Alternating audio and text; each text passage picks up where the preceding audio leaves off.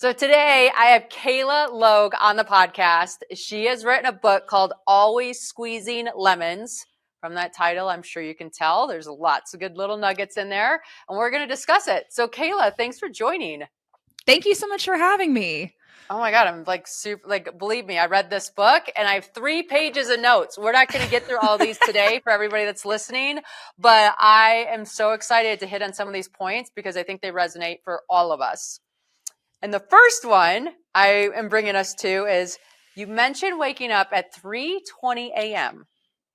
to write the first ideas for your book during a major life transition. What is it about those late night and early morning moments that often bring such clarity? And how did that particular moment of inspiration shape the direction of Always Squeezing Lemons?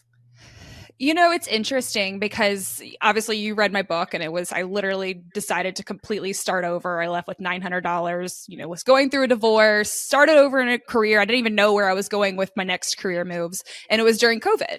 So it was obviously a very strange time.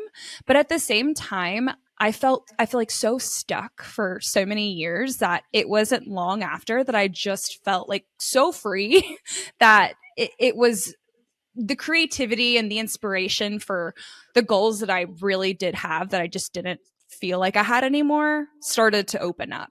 And when I say that is, when I felt so stuck, like in my marriage and my job and everything, I didn't have any goals. I didn't know what I wanted to do because in that moment, and like really, as I say, kind of in that life, like I was capped out. There was nowhere else to go. There was nowhere else to grow. Don't get me wrong. I didn't just wake up and think, oh, this is stuck. Like I tried different ways to move on and do different things. And we were just there. It was kind of that, I say, picture perfect life, the checking the boxes of society, the standards that you feel like you have to do rather than accomplishing what you really want for yourself.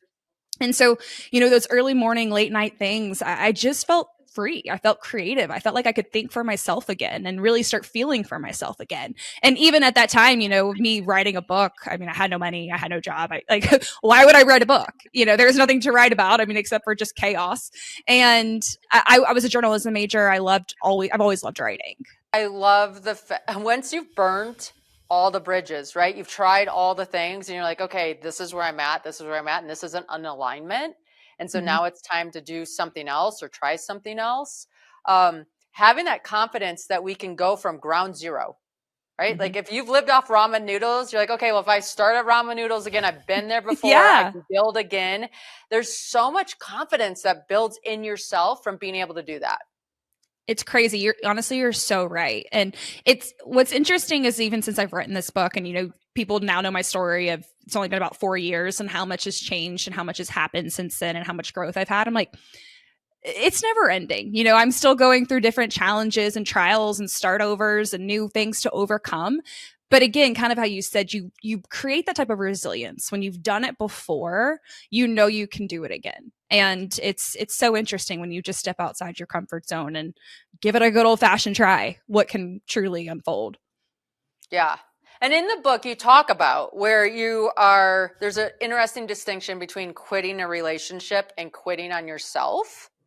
And can you take a moment and just realize, share what's the difference between quitting and not giving up, and how are you actually not giving up on yourself?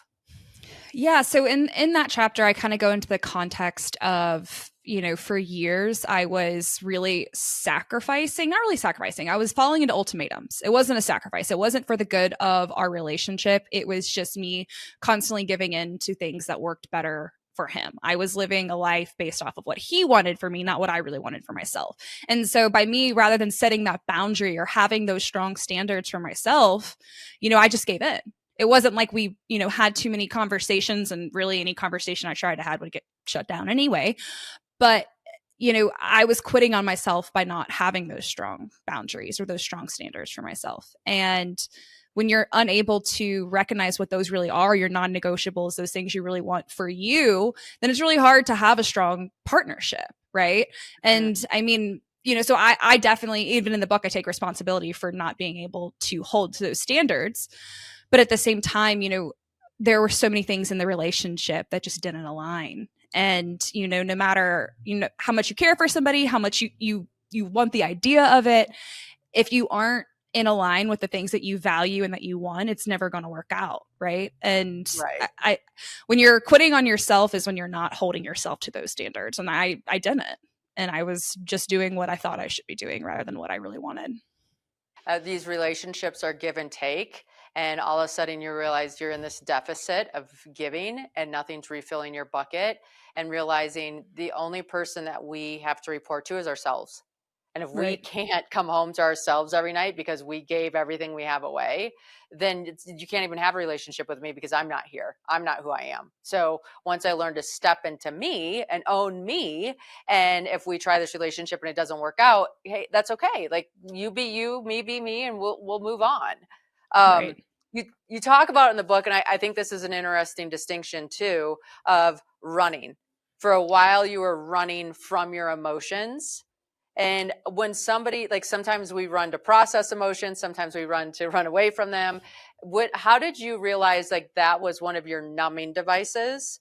And if somebody's exercising, how do they recognize if that's a healthy release for them or an unhealthy release for them? For me, I realized that when I actually started journaling, and that becomes a huge theme throughout my book, as well as a practical tool for readers to be able to apply to take away for their own lives. Because even when I was running, and I played softball, like, we just sprint. We don't run long distance. And I was running miles, like anywhere from 6 to 10 miles a day, which is absurd. I never did that.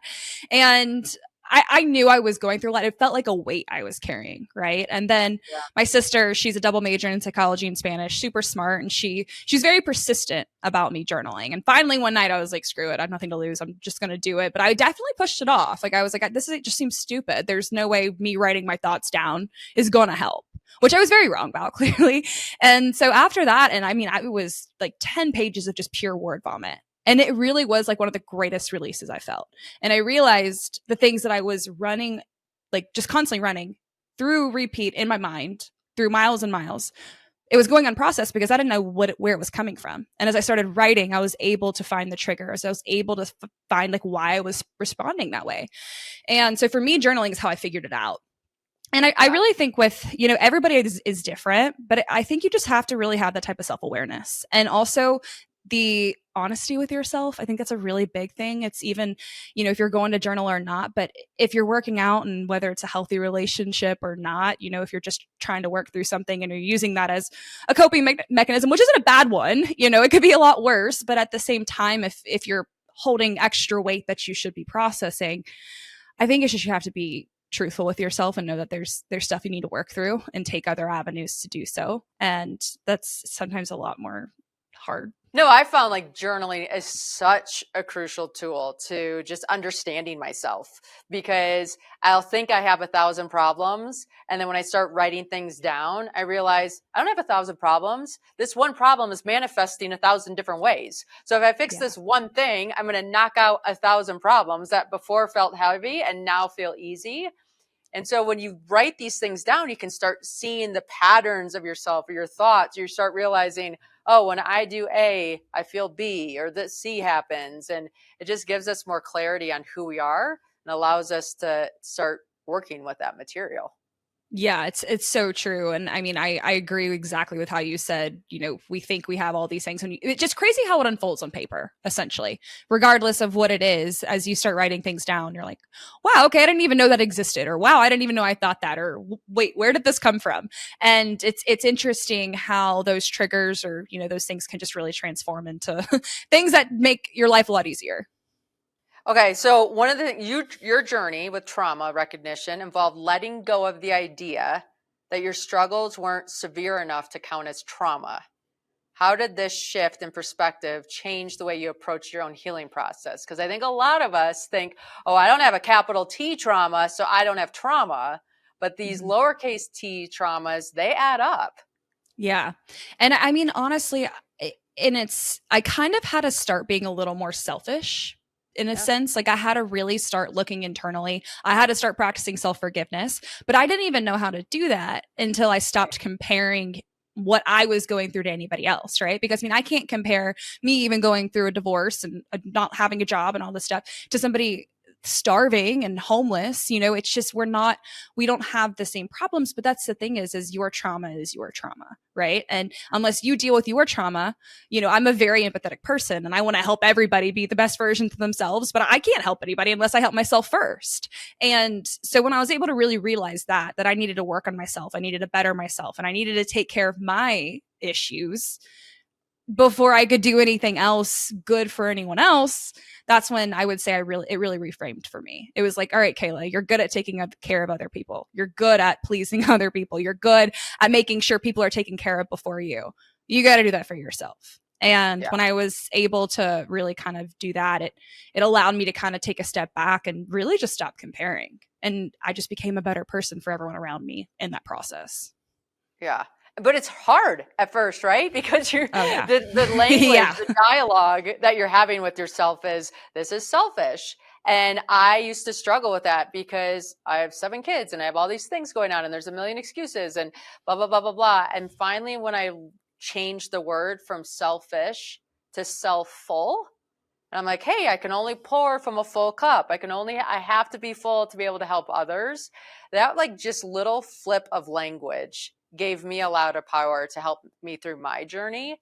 And those of you that are listening today, it's uncomfortable at first because it's a change. It doesn't feel right at first because it's not your normal, but you have to change something to get a different result. And you got to give a little bit of time to like say, okay, I did this thing. How do I feel? Like you said, we have to take care of ourselves before we can take care of others. For sure. And I really like that. I've never heard that before. Self-full. It's a really good way to put it, because the thing is even as you said, language, we've been taught from such an early age that being selfish is bad, so like it's been ingrained in our minds, ingrained in our vocabulary that if you're selfish, you're a bad person, which isn't the case, especially as long as you're not hurting people. When I say I was being selfish, I wasn't putting other people at compromise. I wasn't hurting them. I was just taking care of myself. So yeah, if it requires you to change the name of it to help you, take care of yourself a little bit more and not compare your problems and handle what you've got, I think that's a beautiful way to handle it. Yeah. And I love that you bring this book up in the book, The Giving Tree. Right? It was my favorite. I read that book right as a kid, and like this tree just gives and gives and gives till there's nothing left. And I'm like, I don't think this is healthy. Like, is this really like a way to be doing things? Like, why are we still reading this book to people? Anyways, how did you learn to distinguish between being generously loving versus letting yourself be depleted in relationships? Like, what are some of those boundaries that you started to check in with and realize? I had again, kind of going back to figuring it out for myself, I had to really understand, because for a long time, I didn't have boundaries. And it took me a long time to realize that I didn't have boundaries. Like I was just flowing through life and just, again, checking the boxes like, okay, that makes sense, right? I didn't really know, like I knew what I valued, but I didn't implement that in any of my relationships, right? I just kind of let those be walked all over. I didn't have non-negotiables. I really didn't have the strongest relationship with myself. And I think that was really, really huge. And now that, like I know what I want and I'm, moving kind of towards that, like I'm able to communicate that to not only, now my partner, but my friends, business relationships. I'm able to hold strong on those things. And I think that's what's really important. You have to have your non-negotiables. I do believe in compromise, of course. You have to be able to sacrifice and compromise, but you don't want them to turn into ultimatums. And that's where I constantly got lost. I was just falling into ultimatums. So I would say really is just identifying those things, those strong beliefs and strong values and holding to that. And how often do you reflect on your values and beliefs to keep them at front of heart, front of mind? Whenever I honestly feel like just kind of spiraling, when I feel like I'm feeling overwhelmed, I journal frequently, and I have kind of one note card that I have written out that I read every day to reiterate what my values are in the sense of what I'm doing every day, why I'm doing it, and what I will accomplish, right? I'm not saying what I want to accomplish. Like you said, words are important. It's, I will accomplish these things. And I reiterate it, right? It allows me to keep revisioning it. But on days when I feel kind of chaotic or, I'm like, what am I doing? Or just spiraling, I revisit them. I'm like, where is this purpose coming? Why am I doing these things? Why am I feeling, kind of distant? Like, where am I acting that isn't aligning with, where I will be going? So, Yeah, it's not all the time because I mean I feel as though I act in them with everything that I do, but at the same time we get distracted. There's a lot going on in the world constantly, so it's easy to get pulled a different direction or feel misaligned sometimes. But when you start feeling that misaligned, rather than just like letting the tornado take you, pull out and kind of revisit that. Yeah, I noticed for me, I can get life goes on autopilot pretty easily, where you just get into Yeah. these routines and this is what goes on, and then all of a sudden you're like, "Whoa, where did I end up here?" And if I'm cleaning my junk drawer in my bathroom, I'm avoiding something. Like that's my like cue to self. Like I'm cleaning the junk drawer in my bathroom right now, and I'm lining up my toothpaste. We have a problem. Okay, so what am I avoiding? And whenever I catch myself doing that, I'm like, oh, time to go put myself in a timeout. Do you have any like tools or techniques that you use to keep yourself honest and accountable? Yeah, I mean, my trigger is when I start avoiding journaling because like Ah, it's become such a practical tool of mine where, in the mornings or in the evenings, even if I write a little bit down, even if I don't have my journal in front of me and I'm traveling, I'll write something on my phone. If I avoid writing, I know I'm avoiding something. So then I kind of, as you say, put myself in a little timeout and force myself to just write whatever I'm thinking. And I mean, obviously I'm a writer, so I think it's a little bit different for me. But I think regardless for listeners, it's the self-awareness tool. Like you have to, and rather than, because it's easy to avoid, right? It's very comfortable to avoid. Get uncomfortable and do it however you need to do it. I mean, for me, journaling, and that's why I'm so passionate about it. It's why I think it can be great for everybody. It might not be for everybody, but I think it's something everybody should give a try, no matter where you're at in life. But at the end of the day, you got to do something. You can't just you just can't avoid it, right? Whether it's talking to right. somebody, whether it is going for a workout and figuring out, I mean, but it's got to be something. No, and I think once you start doing these hard things, I do tons of speeches about we do hard things. Yeah. You train your body to understand like it's hard at first, but then it gets life a lot easier. So if you're willing to do the hard thing, like it's easier the faster you do it because then you get the reward afterwards. But if you keep kicking that hard thing down the road, it gets bigger and it's harder Mm-hmm. to bite down. And then once you finally do it, you're like, why? Why did I put myself through all this drama and trauma that I could have Right. gotten rid of earlier? Well, and it's like we always see, I mean, I see it constantly. It's like choose your hard, right? Rather Yeah. than like it's if it's hard now, the longer you wait, the harder it's going to get, right? It's just do it. And it's the simple kind of things that we hear, those one-liners, but they're so true and so applicable, but it's again so much easier said than done. But like you said, just repetitions of just doing it over and over. Yeah. You start to just do hard things without having to think about it. So, and life becomes easier by doing the hard things. Oh yeah, definitely. Like I think as you get better at doing hard things, like you're able to take on so much more that what once was hard is now easier. And so then you just get that momentum to keep living the life that you desire. One of the things you talk about is the power of your self narrative and how that builds confidence, and that's real confidence that you can build from.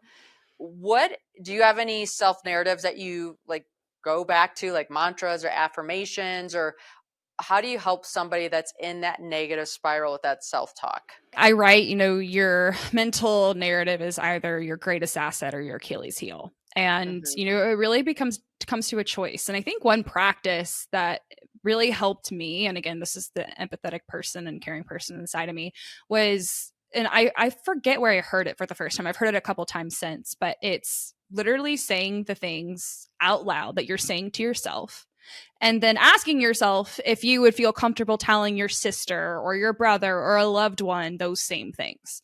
And if you aren't, then you shouldn't be saying them to yourself, And I really think if you can actually feel the power of those words in terms of saying it to somebody you truly love and care about, you definitely shouldn't be saying it to yourself, and I think it's constant rewiring your brain. I'm not sitting here saying I'm constantly positive all the time, right? Like we always have those things, those doubts that creep in, but it's how you control them, right? If I allow the doubt to sit with me and then affect my life, it's a different story, but I don't. I'm like, all right, that's not true. What do I need to do to get over this? So I think that is a really great starting point. I don't really have necessarily like little things that I repeat to myself, I think it's over time I've become really confident in the person that I am, but that's also been through my actions. It's not just me repeating it to myself, telling myself I'm going to do this and then not doing it. And I think false promises are the biggest confidence killers. And even in my life, I've known that, when I tell myself I'm gonna do something and if I don't, right, that's when I start getting negative. And it's only my responsibility to fix that. So, if you're telling yourself, oh, you're gonna quit this job, or oh, you're gonna move on from this relationship, or oh, you're gonna go work out and you don't, right? You don't do these things. That's when you start becoming real negative and they just compound. So, I would say really the practical one of starting with the words and the narrative and whether you'd say them to a loved one, and then asking yourself if you're making false promises. We take timeouts in basketball. We take timeouts in sports Yeah. to stop the momentum and keep things going in the direction we want it to. You're allowed to apply those to your personal life. And so for me, it's a timeout. And then I break that momentum of that negative spiral. And then I start thinking, okay, what can I do right now as a mom? Anytime I'm getting in that spiral, I always think would I talk to my daughter like this? Would I want my daughter to talk to herself like this? And that's a big gut check for me. Yeah. It's crazy how much of a difference it makes. It really is actually crazy. And I mean, but I think you have to say it out loud. You can't just think about it. You need to say them out loud because you're like, oh God, it's so nasty. It's so mean. So back to the book, you make a strong distinction between luck and opportunity, saying opportunities are not just luck. You're responsible for putting yourself out there at the right time with the right people and the right environment. How did you perceive luck versus creating opportunities evolve throughout your journey? I would say the biggest thing is when I really was living authentically. And if you have ever really lived in the line of where you feel things are right, you're moving in the direction that you feel is true to where you should be going and everything's aligning, you'll start to recognize the right opportunities. More doors just open. Doors close, but the right doors start to open, right? It's not forced. Nothing feels like you're trying to just shove it into the right direction. It's just fluid and it flows. And when you're living that way, luck comes with opportunity, but it's not the same, right? You have to be willing to put yourself in those situations. You have to be willing to live authentically, right? And a lot of us aren't. And I hate to see it. I feel like we're all just, not all of us, but a lot of people are just kind of walking zombies. They're going through the checking of the boxes of life rather than really living authentically. And so that's when I would say the opportunities really mean kind of the most. No, I think you create luck. And you create luck because you know yourself and you put yourself into environments that energize you and empower you. And because people can feel that radiating off of you, it just continues to grow and grow and grow, and more good things happen. So you have this thing, I love it. It's called the 3 F's. We're not going to keep this explicit. So it's F up, fail, and figure out.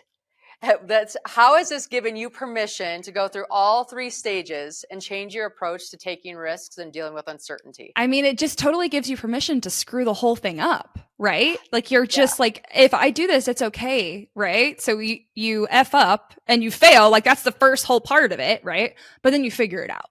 And I've never once, I just turned 30. So, there's a lot of life left to live, but I can promise you the way I think, the way I operate, and with giving yourself that permission to take those risks, you will always figure it out. And I'm going through a ton of life changes right now, which are all great, but there's a lot of negatives, there's a lot of challenges and obstacles to overcome. But once you just really do give yourself permission to fail and be okay with it, right? But moving on. Now, if you just settle and dwell in your failure, it's a different story, right? You're not figuring it out. But when you do give yourself permission, to fail, you definitely take more risk. You realize that it's absolutely a part of it. But I really don't think great success comes without, a little bit of failure. I think, it's a failure, and I put air quotes on that because it's a failure from our perspective. Right? Because we had this thing in mind that we wanted it to look this way or do this or do whatever, and it didn't do that. But that doesn't mean it was a failure. It's just a redirect or a pivot or a learning that really pushes us on a path that we don't understand because we're living it. When I look back on my life, I'm like, those weren't failures. If that didn't happen, I wouldn't be here, or this wouldn't have gone this way or whatever. It felt heavy and hard at that moment because it squashed what I wanted from my understanding of things. Then once I go fast forward a few years, I'm like, well, thank goodness X, Y, or Z happened because look what became of that.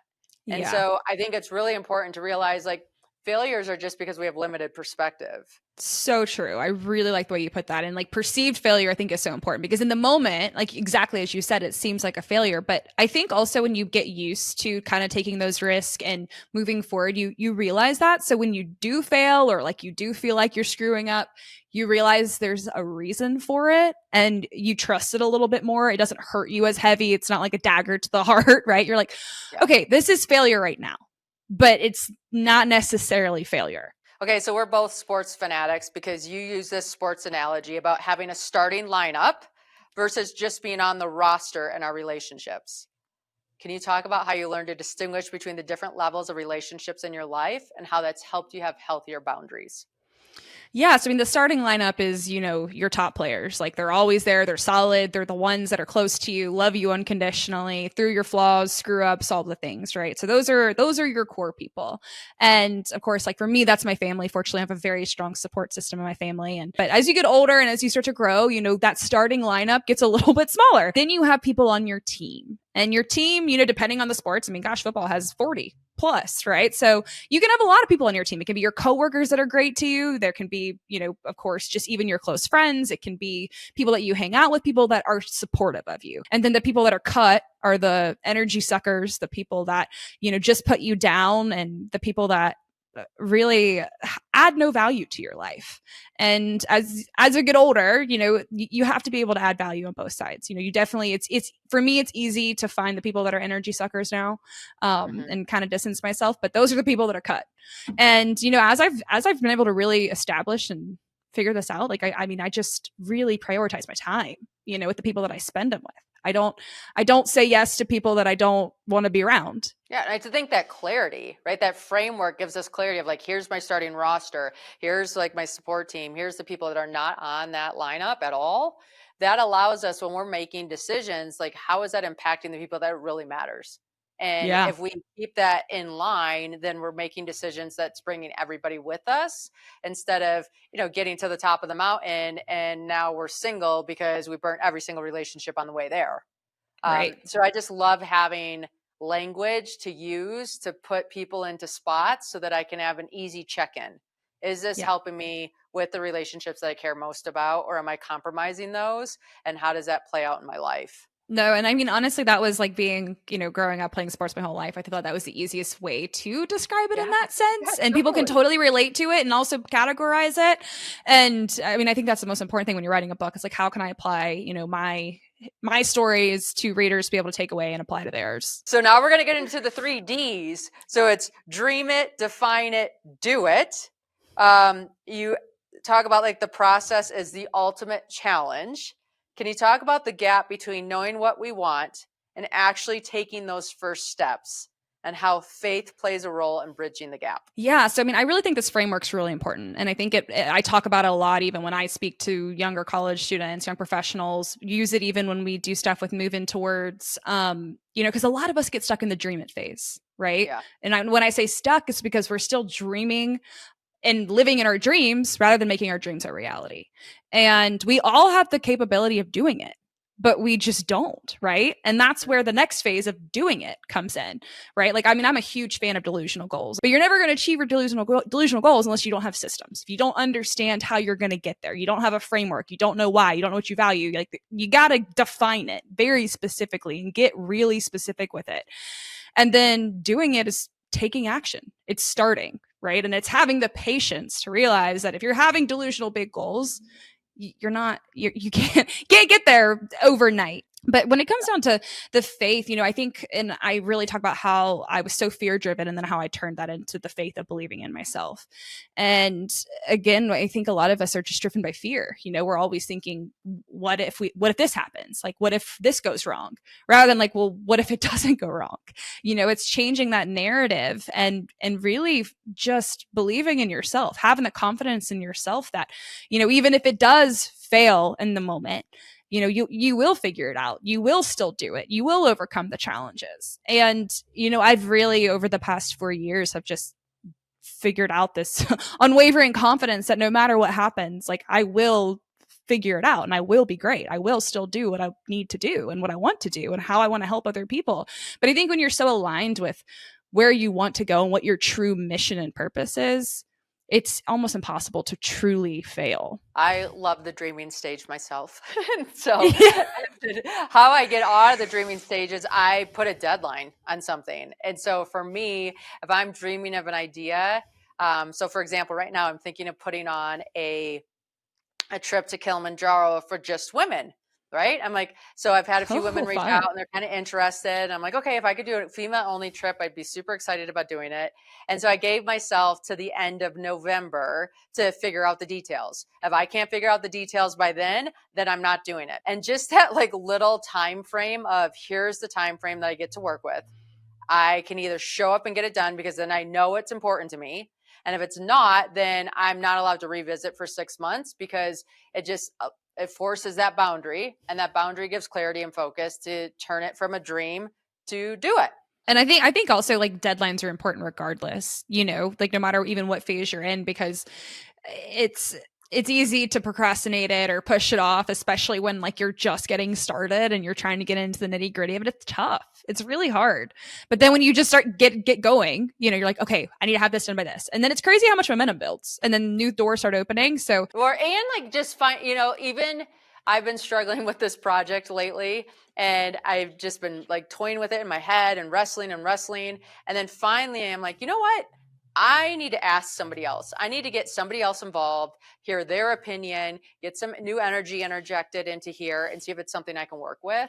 So I think a lot of times once we have a dream, if we're still like struggling, asking for help or getting another perspective, like gives that dream a little more legs to be able to become on our done list versus our do it list. Yeah, so true. Okay, so you have this amazing book, but I think what's really cool that we haven't a chance to talk about at all is your journal project. So can you share that a little bit for everybody? Yeah. So actually, this all came about in the pages of my journal when I was writing my book, and I have journal prompts at the end of each chapter. So there's the lemon drop, which summarizes the key takeaway from the chapter, and then the journal prompt for readers to take and apply to their own lives. And as I was doing that and writing the book, I was like, gosh, I really want to do more than this, because it really was like, if I had to single-handedly pinpoint one thing that was life-changing for me and really took me from somewhere of completely lost to, figuring out and having personal, financial, professional success and building more, it's journaling. And I know so many people can benefit from it. So I started a nonprofit, and it's called Move Into Words. And it's really all about cultivating a environment for young professionals to thrive. So we advocate heavily for physical and mental health habits. And one major tool is journaling. This has been the first year. We've done quarterly events, and, we have tons of people that come. We're just in the Charlotte area currently. And we do some sort of physical workout. We do a workshop pretty much. So it's like a workout for the body, workshop for the mind, have a speaker talk, and then we provide journals and really provide prompts and talk about the benefits of it. And we just launched the initiative, Operation 1 Million Journals. And really the main goal is just as clearly as it says, is getting 1 million journals in the hands of 1 million young professionals. I know how much of an impact, like I said, it's made on me, but it's more so I can't go without it not making an impact on other people. So that's where the initiative came from. We have lots of plans, but of course, we're looking for anybody and everybody to get involved, help. So we're doing quite a bit of stuff with that right now. Oh, I think it's so exciting. As somebody who's also benefited massively from journaling, I don't know if I have another tool in my toolbox that's been as effective. I just feel it just allows me to think, it allows me to see my thoughts, allows me to evaluate my thoughts, and allows me to decide if I want a different thought to get a different outcome and move in that different direction. So how do people stay in touch with you and follow up with you and buy the book? Yeah. So, literally my website hosts all of it. So it's just kaylalogue.com. All my social media, my books on there, speaking, workshops, anything. You can also go to Move Into Words from there. So that's linked as well. So it's literally just going to my website. Well, thank you for sharing all your wonderful insights today. It was a very valuable episode. We'll be sure to follow you and buy the book. Yeah. Thank you so much for having me. This is great.